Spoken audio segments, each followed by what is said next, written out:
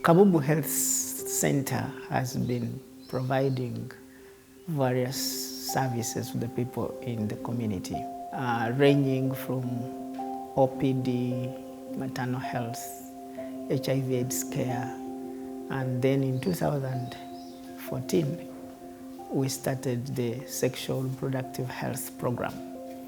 And this is a program that is implemented in the schools, in the village and around the village.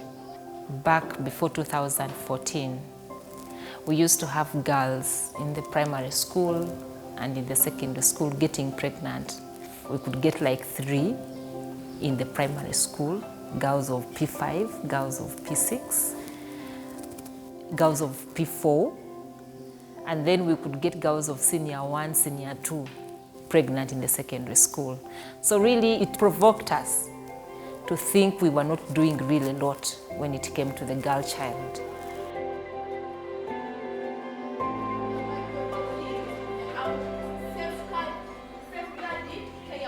As Trust High School, we used to have programs of counseling.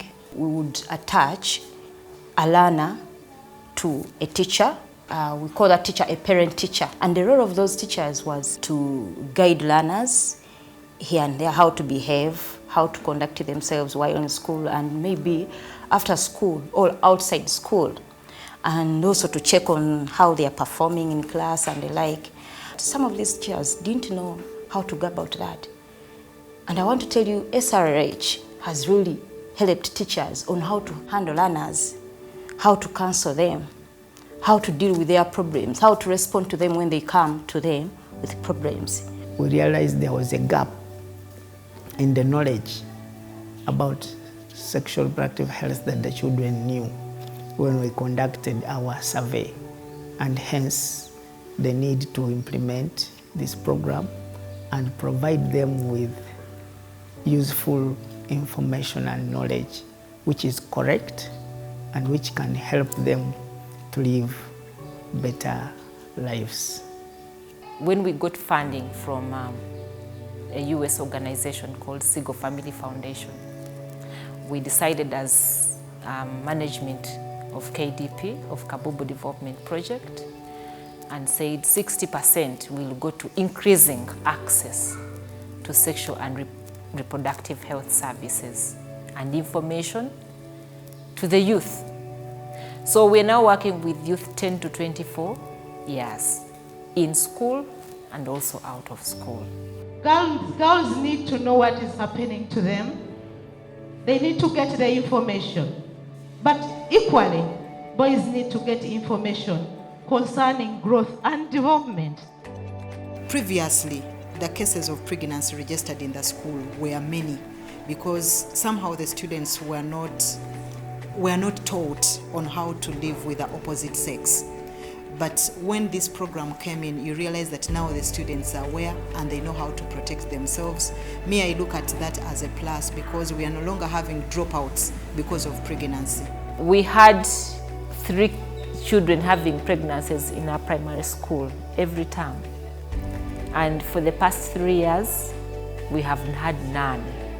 So we really see an impact when it comes to the boys, how they interact with the girls. We have had some sessions about hygiene, especially on the menstrual hygiene on the side of the girls and the general body hygiene of both the boys and the girls. We have been in position to create awareness to the boys. We have made them to realize that the menstrual exercises that the female students go through is something that is natural, that doesn't call for isolation. We have informed boys that this is something normal, that they should always help these girls, to encourage them and handle this situation in a very amicable way because it is something of nature. If the men change, then the girls are better or the women will be better. So we are fronting the boys to be the change makers. We talk about menstrual hygiene management. It's everyone's business. We've talked to the boys about behavior, positive relationships. Yes, the girl can be your friend, but not a sexual partner at this age. So we go on to preach the gospel of abstain, in school, and stay in school, finish, and acquire a qualification. You become a responsible citizen of the country.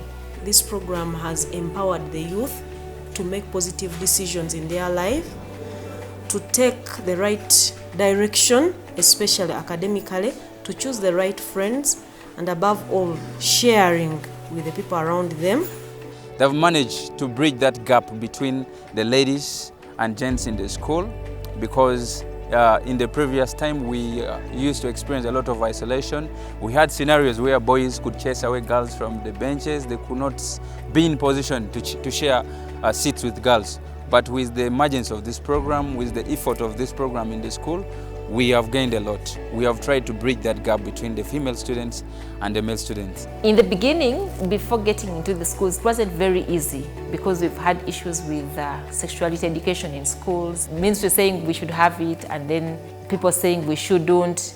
But I'm actually very happy that the First Lady will very soon launch the sexuality education framework. And I believe this is really the beginning of the positive outcomes for the young people. Put it like this, here. Like this? Yes. Have you seen? Yes. You put it in the middle of your pant. This pad has buttons, yeah? You put it in the middle of your pants. Then you have to tie these buttons in this middle, yeah? After you put on.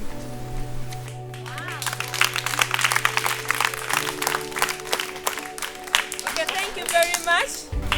That was Esther demonstrating how to use a reusable pad. We have been able to reach 25,000 adolescents and young people in the schools and within this community with SRH information. This is a great achievement, and therefore many more young people now have the right information about sexual reproductive health. We do menstrual hygiene management where we support them with pads. If a girl comes with one packet to school, we add on 2, And so they are able to attend school and reduce on the days that they miss out class. The club provided a day and it gave out sanitary pads. It's not so easy our parents to tell us how to use them. And I'm so happy that they told us, because it may come by accidentally when you don't know how to use them.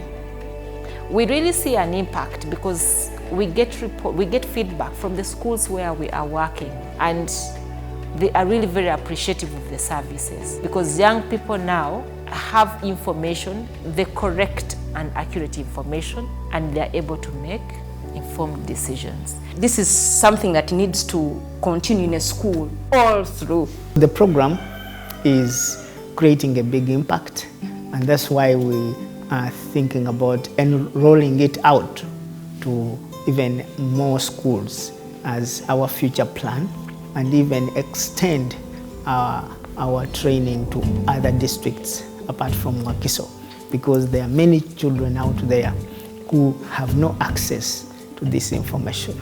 I would like to thank the Kabubbu Development Project for bringing sexual reproductive health program in our school, because we have benefited a lot from it.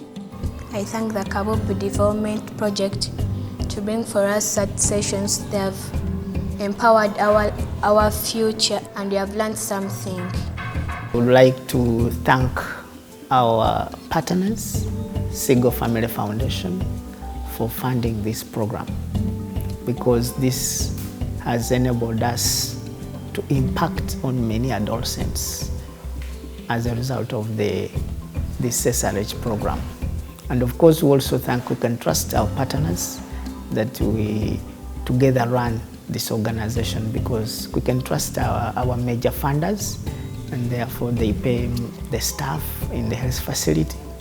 And without them, most of these activities wouldn't be possible. So we want to thank all our partners that work with us as Kabubbu Development Project and Kabubbu Health Center for supporting our activities.